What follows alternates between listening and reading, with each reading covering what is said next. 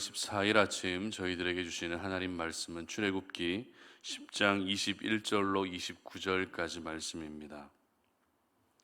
말씀을 함께 봉독하겠습니다. 여호와께서 모세에게 이르시되 하늘을 향하여 내 손을 내밀어 애굽 땅에 흑암이 있게 하라. 곧 더듬을 만한 흑암이리라.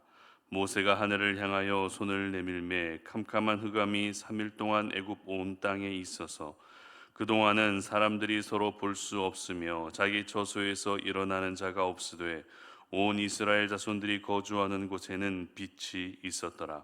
바로가 모세를 불러서 이르되 너희는 가서 여호와를 섬기되 너희의 양과 소는 머물러 두고 너희 어린 것들은 너희와 함께 갈지니라.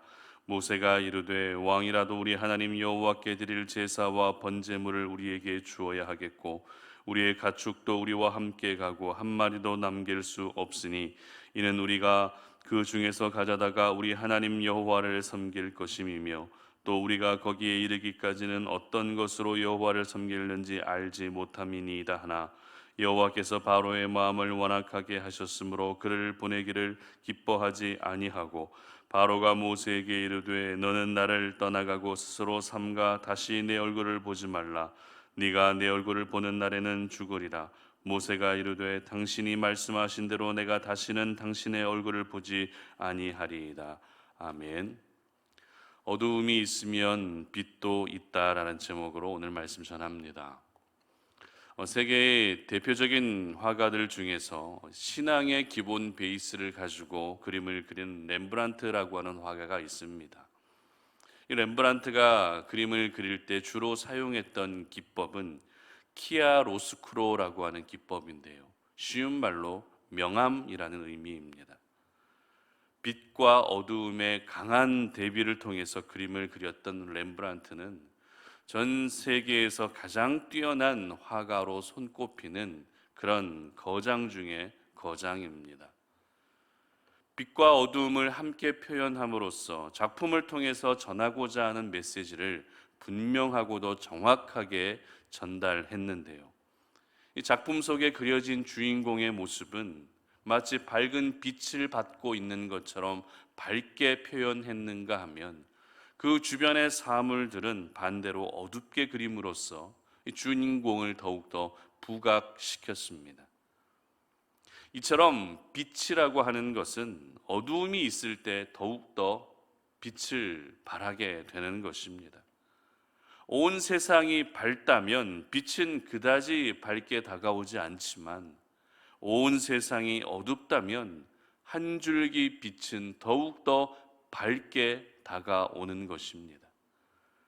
오늘 본문은 9번째 재앙이었던 흑암 재앙인데요. 애굽이라는 지역은 저희들이 잘 알고 있는 것처럼 이 사막 지역이었기 때문에 뜨거운 태양에 항상 노출될 수밖에 없었습니다. 그렇기 때문에 이 강렬하게 내리쬐는 태양은 애굽 사람들에게 있어서 절대적인 힘을 가진 존재로 항상 여겨져 왔습니다. 그래서 애굽 사람들은 그 태양을 신으로 섬겼던 것이죠. 그런데 애굽 땅에 흑암이 찾아왔다는 것은 그들이 섬기던 태양신이 하찮은 우상에 불과하다는 것을 보여주는 그런 재앙이었던 것입니다. 그리고 하나님이 태양신보다 훨씬 우월하신 분이심을 보여주는 재앙이었죠. 21절 말씀 한번 보도록 하겠습니다. 여호와께서 모세에게 이르시되 하늘을 향하여 내 손을 내밀어 애굽 땅 위에 흑암이 있게 하라. 곧 더듬을 만한 흑암이리라. 아멘. 여기서 더듬을 만한 흑암이라는 것은 손으로 앞을 더듬어야만 움직일 수 있는 완전한 어두움이 지금 애굽 땅에 찾아왔다는 것입니다. 그리고 이 어두움으로 인해서 어떤 모습이 또 나타나고 있습니까? 서로 사람들이 알아볼 수 없게 된다고 기록하고 있습니다. 뿐만 아닙니다. 자기 처소에서 일어나는 자가 아무도 없게 될 것이다라고 이렇게 말씀하십니다. 무슨 말인가 하면 너무 어둡다 보니 밖에 나가서 어떤 생활을 해야 할 엄두조차 낼 수 없는 그런 상황에서 모두가 집에 갇혀 있어야만 되는 그와 같은 상황이 지금 애굽 온 땅에 펼쳐지고 있었던 것입니다. 여러분 생각해 보시기를 바랍니다. 지금까지 8번째 재앙이었던 메뚜기 재앙까지 겪으면서 애굽 사람들이 입었던 피해가 이만저만이 아니었습니다. 가축은 병들었습니다. 사람들은 어떻습니까? 악성 종기가 나 있습니다. 그렇기 때문에 치료를 해야 됩니다. 그렇다고 해서 먹을 것이라도 충분히 있다면 다행이지만 우박과 메뚜기 재앙으로 인해서 먹을 것조차도 하나도 없는 상태가 바로 애굽 땅의 현재의 모습이었습니다. 즉 정상적인 생활을 하는 것이 불가능한 상황이 되어버렸다는 것입니다. 그럼에도 살기 위해서라면 뭐라도 해야 되겠지만 이제는 그조차 할 수 없는 완전한 어둠이 애굽 땅 가운데 찾아왔던 것입니다. 요즘에는 거의 그런 일이 없지만 예전에는 참 정전되는 일들이 자주 있었던 것 같습니다. 저도 시골에서 자랄 때 한참 여름이면은 정전되는 일들이 자주 있었는데요. 정전이 되면 일단 어떻게 해야 됩니까? 가족들은 흩어져 있으면 안 됩니다. 촛불을 중심으로 하나로 모아져 있어야 됩니다. 특히 더운 여름에 정전이 되는 일이 많았기 때문에 에어컨도 틀 수 없고 선풍기도 틀지 못한 채 그저 촛불 하나를 의지하고 부채질을 해야 하는 그 어둠은 굉장히 불편하고 또 두렵기도 하고 그런 시간이었던 것 같습니다. 그런데 지금 애굽 온 땅이 이렇게 한참 뜨거운 무더위 가운데 어둠이 찾아온 것입니다. 생각만 해도 불편할 수밖에 없죠. 특별히 지금 하나님이 내리신 이 흑암 재앙은 앞서 말씀드린 것처럼 태양신의 무의미함을 보여주는 재앙이었다는 것입니다. 내가 믿고 숭배했던 태양신이 3일이나 나타나지 않는다면 애굽 사람들의 입장에서는 어떤 생각이 들까요? 내가 그렇게 의지했던 태양신, 내가 그렇게 바라보고 숭배했던 그 태양신이 3일 동안 전혀 모습을 보이지 않는다면 어떤 마음이 들겠습니까? 가장 먼저는 굉장히 불안해질 수밖에 없는 것이죠. 앞이 보이지 않는 답답함만 있는 것이 아니라 신앙적으로도 답답함이 찾아온다는 것입니다. 이처럼 애굽 땅은 세상도 어두울 뿐만 아니라 그들의 신앙마저도 어두워질 수밖에 없는 그런 상황이 되고 있었던 것이죠. 그런데 오늘 본문은 이와 같은 완전한 흑암, 완전한 어두움 가운데 유일하게 빛이 비치고 있었던 한 장소를 기록하고 있습니다.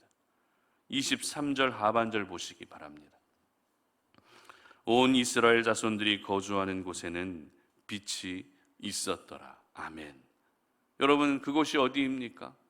온 땅에, 온 애굽 땅에 어두움이 임해 있었지만 그 가운데에서 유일하게 빛이 비치고 있었던 곳은 어디입니까? 바로 이스라엘 백성들이 살고 있었던 그곳만큼은 어두움이 찾아온 것이 아니라 빛이 찾아왔다는 것입니다. 지금 애굽 온 땅은 어두움이 임해 있습니다. 한 발자국도 움직일 수 없는 캄캄한 어둠이 그것도 3일 동안이나 찾아왔습니다. 그러나 그 가운데에서도 유일하게 이스라엘 백성들이 살고 있는 그곳만큼은 빛이 비치고 있었던 것입니다. 그렇다면 여러분에게 질문합니다. 이스라엘 백성들이 있는 곳에 빛이 비치고 있다는 사실을 애굽 사람들이 알고 있었을까요? 몰랐을까요? 이스라엘 사람들이 살고 있는 그 땅 가운데에만 빛이 비치고 있다는 것을 애굽 사람들이 과연 알았을까요? 아니면 몰랐겠습니까? 사실 애굽 전체가 지금 어두움 가운데 있었기 때문에 유일한 빛이 한 곳을 비치고 있다면 그 빛은 애굽 사람들의 입장에서는 더 밝게 빛나는 것으로 다가오는 것이 맞습니다. 그러면 과연 애굽 사람들은 이스라엘 백성들이 있는 곳에 빛이 비치고 있었다는 것을 알고 있었을까요? 그렇지 않습니다. 그들은 몰랐습니다. 조금 전에 살펴본 23절 말씀에서 기록하고 있는 것처럼 한치 앞을 내다볼 수 없는 완전한 흑암 속에서 애굽 사람들은 자기 처소에서 일어나서 나올 생각조차 하지 못했다고 기록합니다. 비록 위험은 따르지만 밖을 나와야만 빛을 볼 수 있었던 것입니다. 그러나 그들은 밖에 나오지 않았기 때문에 그 밝은 빛을 보지 못했던 것이죠. 그리고 결국 완전한 어둠 속에서 힘든 3일의 시간을 보내야만 했던 것입니다. 여기서 저희들은 중요한 사실을 깨닫게 됩니다. 그것이 무엇인가 하면 어두움이 있다면 그 가운데 빛도 분명히 있다는 것입니다. 다만 그 빛을 우리가 보지 못할 뿐 어두움을 밝히는 빛이 분명히 존재하고 있다는 것입니다. 마치 죄로 물든 이 세상을 밝히는 찬빛 되시는 예수님이 계시는 것처럼 비록 우리의 삶의 흑암이 찾아왔고 내 생각과 내 미래에마저도 어둡다 할지라도 그 어둠을 밝힐 수 있는 빛이 분명히 있다는 것입니다. 그리고 또 하나 깨닫게 되는 것은 그 빛을 보고 그 빛을 경험하기 위해서는 어두움에서 빠져나와야만 빛을 볼 수 있는 것입니다. 괜히 내가 움직였다가 다치면 어떡하나, 괜히 앞도 잘 보이지 않는데 그냥 있어야지 하면서 그 어두움에만 머물러 있게 되면 바깥에는 빛이 비치고 있는데도 불구하고 애굽 사람들처럼 그 빛을 경험하지 못하게 되는 것입니다. 그렇다면 여러분들의 삶 가운데 지금 흑암처럼 여겨지는 것은 무엇입니까? 지금 여러분들의 삶 속에 어두움으로 찾아오고 있는 것은 무엇입니까? 여러분의 미래가 좀처럼 앞을 볼 수 없는 어두움으로 다가오지는 않으십니까? 아니면 여러분의 가정이 어두움으로 다가오지는 않으십니까? 아니면 내가 최근에 영적으로 회복하지 못하고 있다 보니 나에게 영적인 어두움이 찾아와 있지는 않으십니까? 여러분, 지금 여러분에게 흑암이 찾아왔고 또 어둠이 찾아왔다는 것은 그 가운데에도 빛이 분명히 있다는 사실을 기억할 수 있기를 바랍니다. 여러분들의 삶 가운데 흑암이 찾아오고 어두움이 찾아왔다고 해서 그 흑암만 있는 것이 아니라 어두움 가운데에도 분명히 빛이 존재하고 있다는 것입니다. 흑암을 밝혀줄 빛, 어둠을 밝혀줄 수 있는 빛이 여러분 주변에 항상 있다는 것을 여러분 모두 기억할 수 있기를 바랍니다. 그렇기 때문에 여러분에게 놓여진 그 어두움에서 오늘 빨리 나오셔야 되는 것입니다.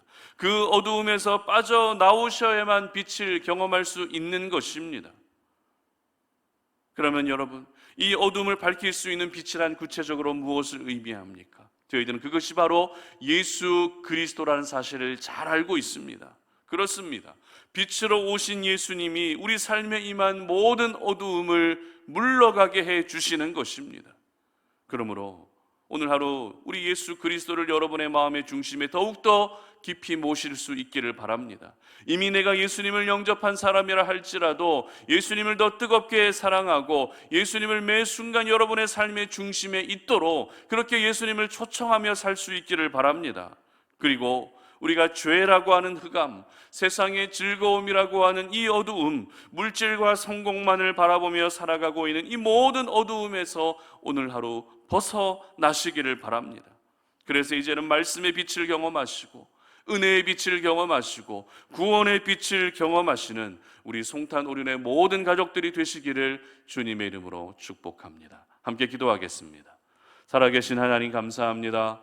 오늘 이 아침에 우리가 주의 말씀을 묵상하면서 어두움이 있다면 그 가운데 빛도 분명히 있다는 사실을 깨닫습니다. 하지만 내가 그 어두움에서 나오지 않는 이상 결국 아무리 바깥에서 환하게 빛이 비치고 있다 할지라도 그 빛을 경험하지 못한다는 사실을 우리가 기억합니다. 그러므로 내가 지금 머물러 있는 모든 삶의 어두움에서 하루라도 빨리 벗어날 수 있도록 도와주시옵소서. 그 어두움에만 머물러 있지 않게 하여 주시옵소서. 내 삶에는 흑암만 있다라고 여기는 것이 아니라 흑암이 있기 때문에 빛도 분명히 있다는 사실을 기억하며 오늘 하루 찬빛 되시는 예수 그리스도를 더욱더 우리의 마음의 중심에 모시고 예수님을 사랑하며 예수님과 동행할 수 있는 하루의 삶이 될 수 있도록 도와주시옵소서. 감사드리며 예수님의 이름으로 기도드립니다. 아멘.